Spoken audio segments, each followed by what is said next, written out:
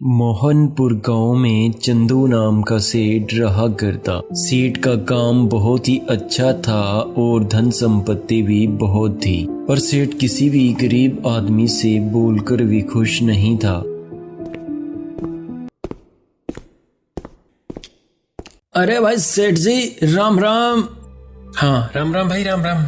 क्या लेना है? 1 किलो चाय दे दो सेठ जी। पैसे तो लेकर आया ना घर से? नहीं सेठ जी, पैसे मैं आपको क्या न के शाम को दे दूंगा। अभी आप 1 किलो चाय दे दीजिए। चल निकल, गरीब कहीं का, शाम को ही चाय ले जाना। अरे न जाने कब परमात्मा इस घमंडी सेठ का घमंड तोड़ेगा। हर किसी को ऐसे ही बेइज्जत कर देता है। दे देता पैसे शाम को मैं इसे। वह हर किसी गरीब को ऐसे ही खाली हाथ मोड़ देता। घर जाते ही सेठ अपनी पत्नी से, अरे कहाँ हो भाग्यवान, पानी लेकर आओ। वो आज मुझे कृष्ण मिला था, उसकी पहचान में कोई लड़की है हमारे विजय के लिए। हमें इसकी शादी कर देनी चाहिए अब। अजी, आपने तो मेरे मुंह की बात छीन ली। मैं भी कुछ दिनों से यही सोच रही थी। ठीक है, विजय के घर आने पर उससे बात करते हैं। शाम को विजय घर आता है। आ गया बेटा तू। तेरे पिताजी सुबह बोल रहे थे कि अब तू बड़ा हो गया है और अब तेरी शादी कर देनी चाहिए। ये क्या बात हुई माँ, अचानक से शादी? इतने में सेठ भी दुकान से घर आ जाता है।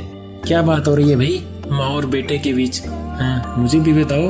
अजी, मैं तो विजय से शादी के बारे में बात कर रही थी। तो क्या अब इसकी शादी की उम्र हो गई है? कोई अच्छी सी लड़की देखकर इसकी शादी कर देंगे।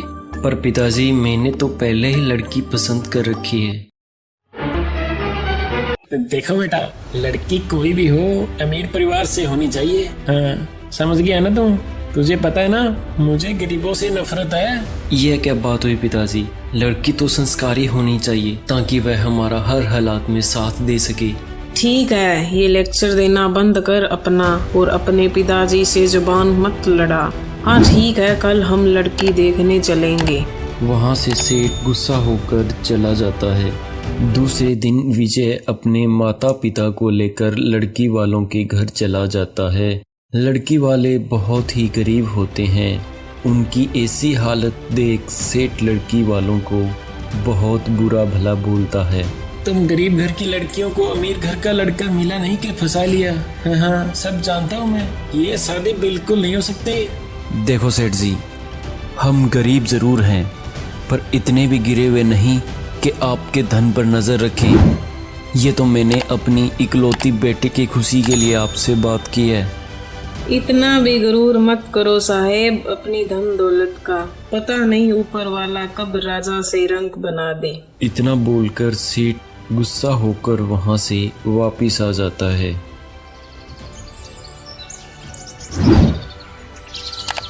अगले ही दिन भगवान की ऐसी करनी होती है कि सेठ की दुकान में शॉर्ट सर्किट से आग लग जाती है। सेठ की दुकान का सारा सामान व नकदी जलकर राख हो जाते हैं। अरे ये क्या हो गया? मैं तो लुट गया रे, कोई सहायता करो मेरी। हाय राम, ये क्या हो गया? सब कुछ बर्बाद हो गया, सब जल गया रे। मानो सेठ को किसी की बद्दुआ लग गई हो। सेठ यह सदमा सहन नहीं कर पाता और वह बीमार पड़ जाता है। हाय राम, देखो हम एक ही पल में सड़क पर आ गए। सब कुछ पल भर में बर्बाद हो गया। मुझे तो लगता है जो कल आपने लड़की वालों का अपमान किया था ना, ये सब उसी का फल है।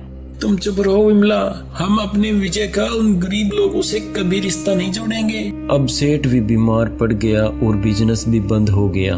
फिर एक दिन विजय, माँ हम दोनों ने शादी कर ली। विमला ना चाहते हुए भी दोनों का स्वागत करती है।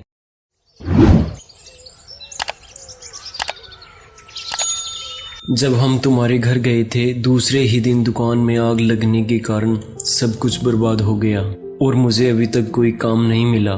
काम मिलने का इंतजार ही क्यों करना है? हम अपना काम भी तो कर सकते हैं। पर हम करेंगे क्या? मुझे समोसे बहुत बढ़िया बनाने आते हैं। पहले जब मैं कभी पापा के साथ समोसे बनाती थी तो सब मेरे बनाए समोसों की बहुत तारीफ किया करते थे। लोग क्या कहेंगे? नहीं, तुम ये काम नहीं कर सकती।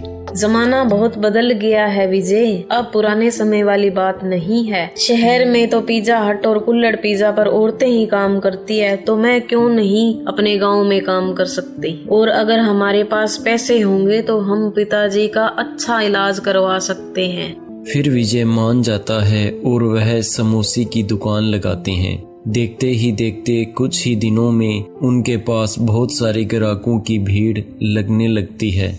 फिर वह अपने पिताजी का शहर के अच्छे अस्पताल से इलाज भी करवा लेता है। बेटा मुझे माफ कर दो, मैंने आपके घर जाकर आप लोगों को बहुत बुरा भला कहा। मैं आज के बाद किसी भी गरीब का अपमान नहीं करूंगा, बल्कि उनकी सहायता करूंगा। इसके बाद सेठ ने किसी भी गरीब का अपमान नहीं किया और वह खुशी से रहने लगे।